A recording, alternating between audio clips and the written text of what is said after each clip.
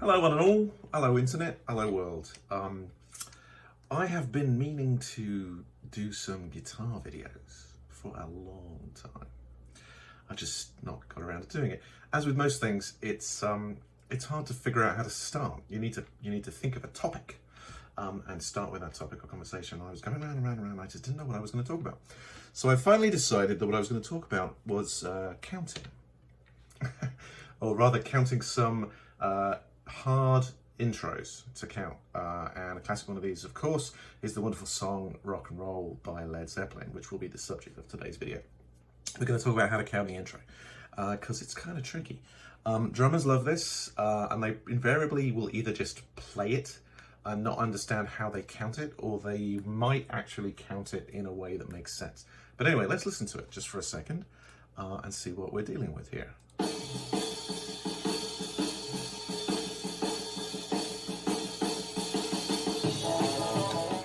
So the real problem here is the drummer starts. We're all sitting back waiting, admiring the drummer's incredible skill and dexterity. And then we have to find the one. We've got to find where we're going to come in and we're going to come in together. So we have to be able to listen to that intro and determine exactly where it's going to come in, which is tricky unless you know how to count it. So let's listen to it one more time.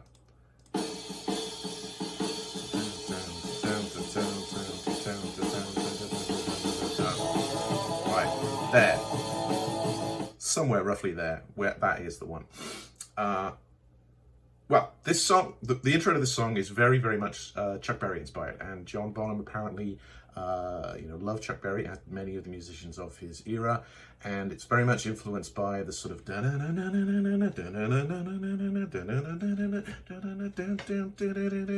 sort of Chuck Berry-esque things that you can do.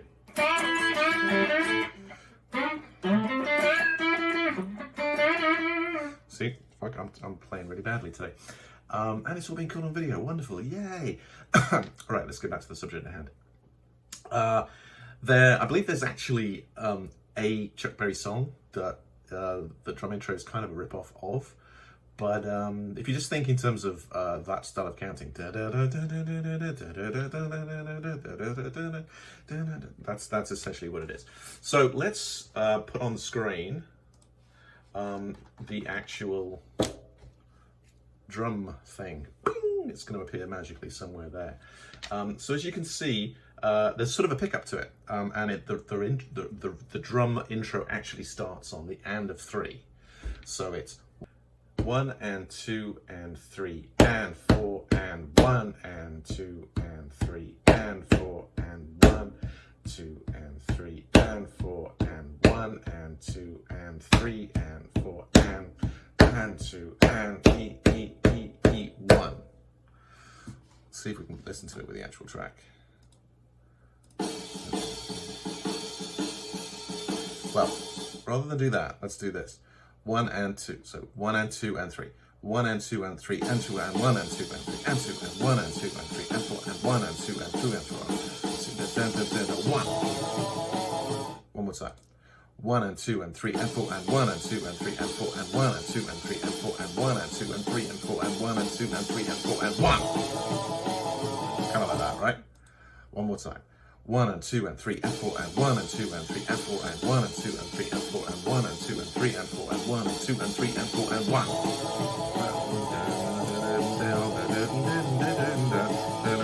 1. Now we're off to the races. But if you haven't managed to count it like that, and you can't get that initial click in, so say the drummer's been really kind, he's probably going to go 1, 2, 3, 1, 2, 3, and so you already have that 1, 2, 3 and before he even starts playing. But if he doesn't do that, you have to listen and just try and catch the rhythm after he's done that initial ba ba ba. Then catch it on the 1 of the second bar. So let's see if we can do that. Oh, hang on, I've got to rewind it.